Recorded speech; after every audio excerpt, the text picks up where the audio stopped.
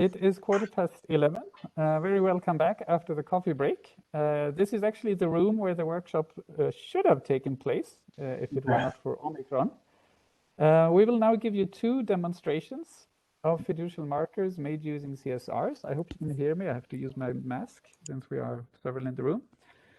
The first demonstration uses a device that we have made to carry out real-time background subtraction based on the circular polarization of the CSRs.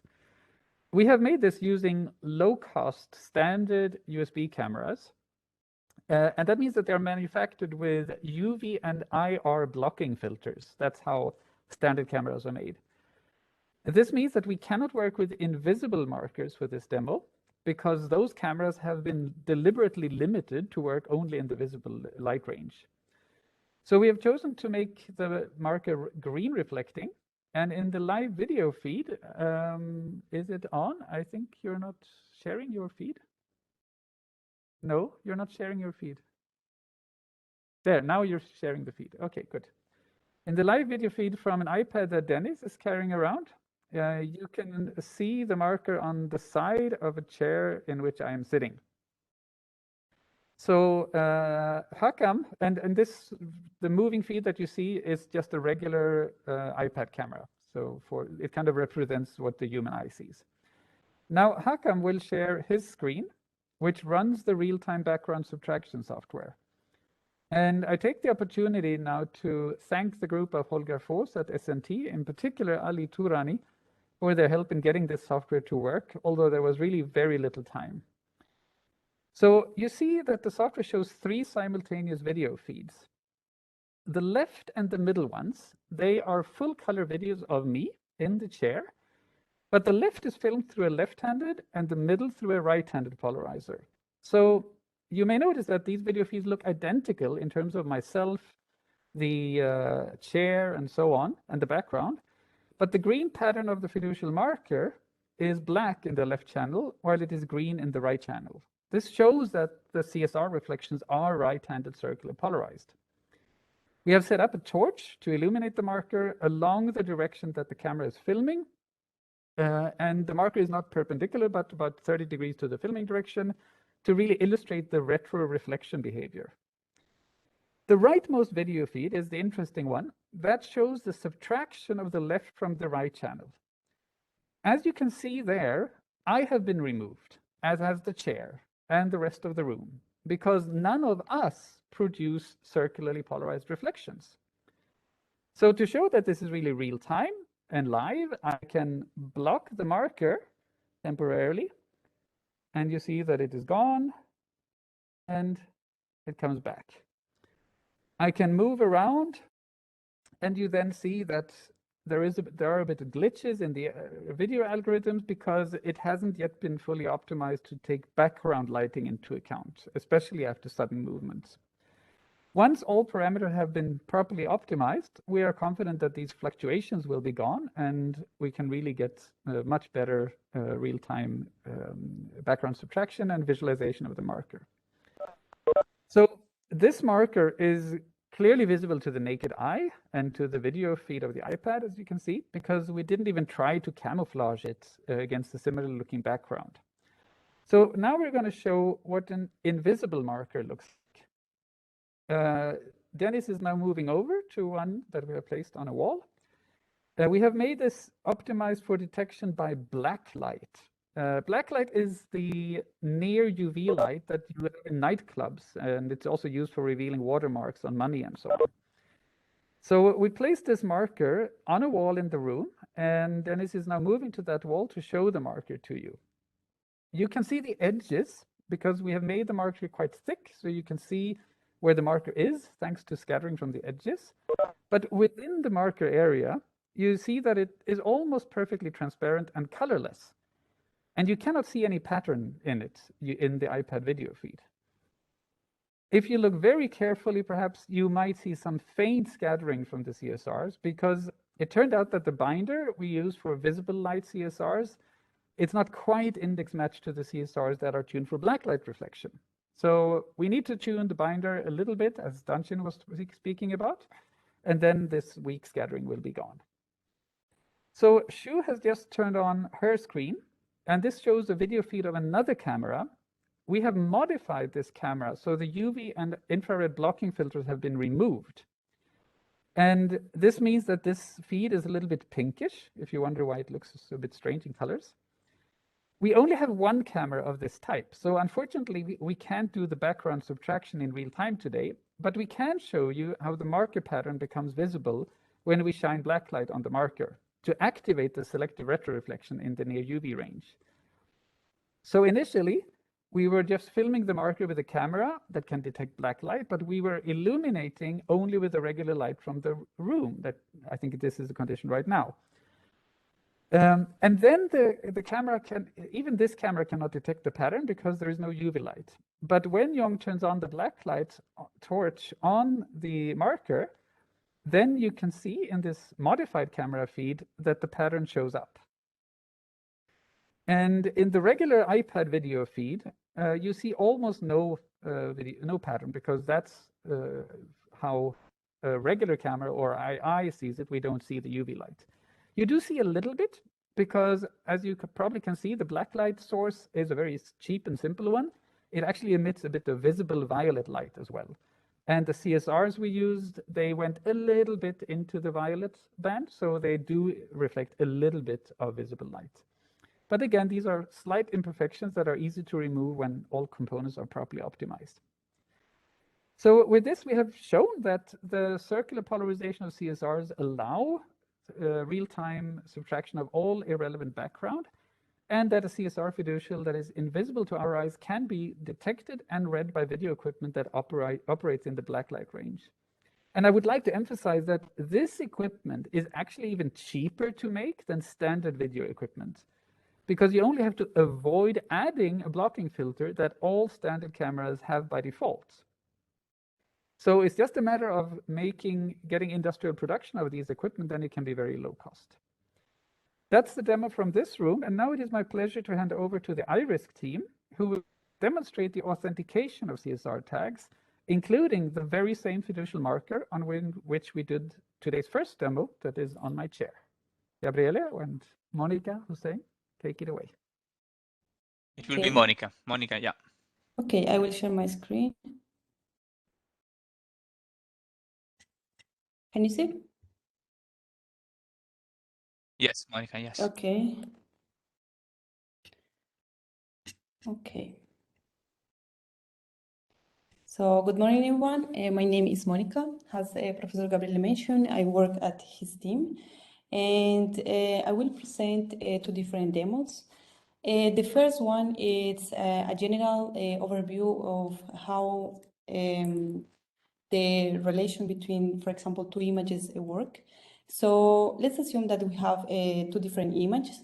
One is the reference and the second one is a retake. Then between them, they are probably slightly different. We need to detect the key points between them. And after that, we compute the alignment. And by using this alignment, we extract the minutiae from the reference and from the alignment. And based on this information, we compute the similarity score between them. So let's take a look at the code. So here I am using Jupyter Lab, and we develop everything in Python. So the first images that we have is like we have a reference and a retake, and we can observe that they are like a slight shifted one from the other one, and here we observe that there exist many key points between them. So it means that the code is able to align both images, and meaning that for example, for the reference image, we extract the minutiae. The minutiae, as explained, it's a set of values from the position, radius, and color. And as the alignment was performed between both images, so we also have the minutiae of the alignment.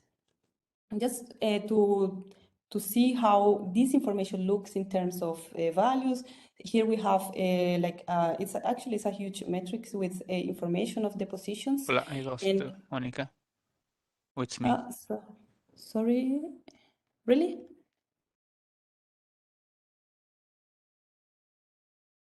Hello, can you hear me? No, that's fine. That's fine, Monica. Maybe it was me. Yeah. Okay. Yeah. Okay, so, okay, I will continue. So this is how it looks. We have here only the positions and radius of the minutia, but it's missing the information of the colors. That is another matrix. And what is the similarity between both images? So the similarity is, for this particular case, is 97%, and the runtime for this case is 0.6 seconds. So we have the second demo. The second demo is we use the same methodology, but here we have two different fiducial markers that, assuming that like we are a robot, they detect like they are the same. But if they take a look in a closer region, indeed they are not the same. So that is what we want to prove with this second demo that is split into parts. So the first part is like using the same marker, but slightly different regions. So here we have an image from this region, and then we shift a bit, and we have this second image. And we compute, we extract the key points and so on. We use the same methodology, extracted the minutia from the region 1 and extracted the minutia from the region 2. And if there exists a high similarity between them, then the fiducial marker is authenticated. It means that is, let's say, original, or that it corresponds to the same marker. The second part is by using the two different fiducial markers and acquiring from the same region. So here we have the marker A, and this is the image acquired, and then the marker B, exactly the same region, and we can observe that the images look different. So the minutia is extracted from the reference, and then if the alignment is performed, the minutia is also extracted. But if this correlation between both images is low, then the marker is not authenticated, meaning that it's not original or that it's not the same. So let's take a look at the code. Okay. So here we have the marker A, the marker B. I'm sorry. This is for the same fiducial marker, so we can observe that they are like slightly shift. We extract the key points, and as the extracted point is higher than a threshold, then the images are aligned. We also extract the minutia from both images. It means the reference and the aligned. And here is like the minutia of both. And we also compute the similarity. And the similarity for these both regions is 91.7%, and the runtime is 2 seconds. And let's see what is the similarity score when we acquire the images from different markers. So here we have the marker A, marker B, and it's clearly they are different. In this particular case, some key points were detected, but the alignment somehow failed, because obviously these key points, for example, this key point doesn't correspond to this one. So the alignment is failed, but still we will compute what is the similarity between them. Okay, here it's running, it's taking some time, probably. Okay, so here we have the colored blocks of the reference image, and as I mentioned, it tried like the alignment failed because they are not the same, but it tried to find some regions in which they are similar. And here is the information that was found, but actually it doesn't correspond to the reference. So the similarity score, we expect that is very low, that indeed it's 0.1%. In this particular case, the runtime was higher because the algorithms try to find like what are the correlated regions. We also have a third demo, but we can show in the breakout sessions. And the breakout session, and yeah, this is all from our site. I don't Thank you, know Monica. if you really want to mention something else. Just the fact she was running the code and she was not opening just the windows. So what you saw is really the code running, and that is the running time that you get. In many cases, it was almost instantaneous. That's why it was looking like opening a section, but indeed everything was running in real time. Okay, thank you, Monica.